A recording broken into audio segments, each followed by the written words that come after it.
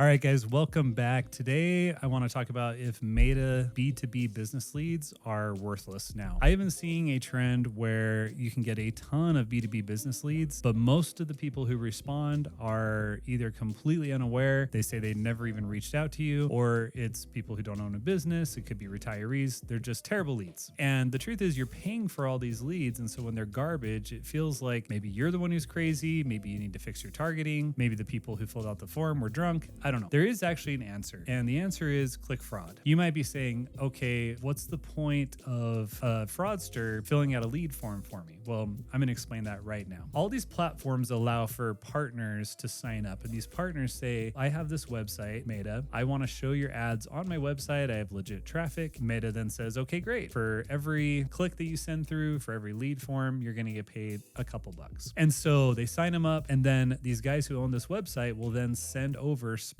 traffic to interact with the website, fill out the forms, act like real people so that Meta will see that as legit traffic. The issue is the people actually paying for this are just wasting all their money, whereas these guys are making a ton of money just sending bot traffic to these sites that are partnered with Meta. And you might say, well, why doesn't Meta and Google, all the other sites stop this? Well, they are trying, but it's very, very difficult to weed out who's legit and who's not. A lot of this is going to come back to you as the advertiser to figure out how to do it. So I have a few tips to help prevent this from happening. Tip number one, you can install a software, kind of like ClickCease is one of them, that will track IP addresses and start blocking known IP addresses and farms from sending spam traffic. They're pretty effective. They don't get it all, but the issue is they're very expensive. So ClickCease, I think they're around $700 a year per site. If you're spending a lot on advertising, it's probably a good way to go. But if you're a very small advertiser, that $700 a year might be kind of difficult to swing. There are options with software like that, but they just are not very cheap. All right, the other option, which is kind of my favorite, is you can remove spam locations. So if there are cities such as, I believe,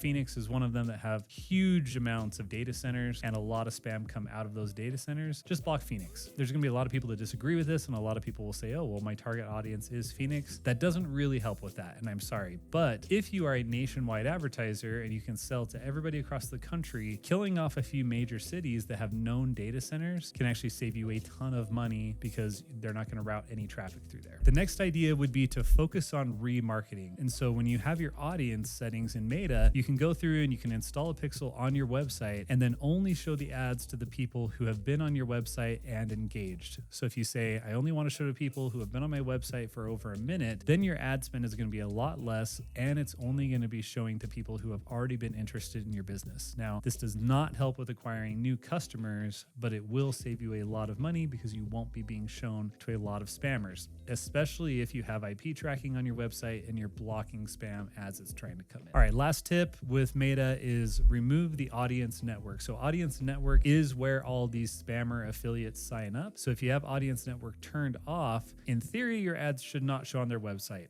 Now, here's the caveat. Meta keeps adding in all these other buttons that say expand my targeting, expand my audience only when it looks like there's going to be a sale. They kind of lure you into these little one-click options that will essentially expand it out. So you have to be very vigilant because Meta will keep looking for opportunities to expand your reach. But every time you expand your reach, you're being susceptible to all this click fraud. So just be very careful about that. But you can narrow that down and not allow for audience expansion, and that should help quite a bit. So I hope these tips were helpful. Hopefully Meta can figure out a good way to block these spammers soon. But until then, we have to take a lot of it into our own hands. And so best of luck in trying to save your budgets and save the headache of getting all this spam leads.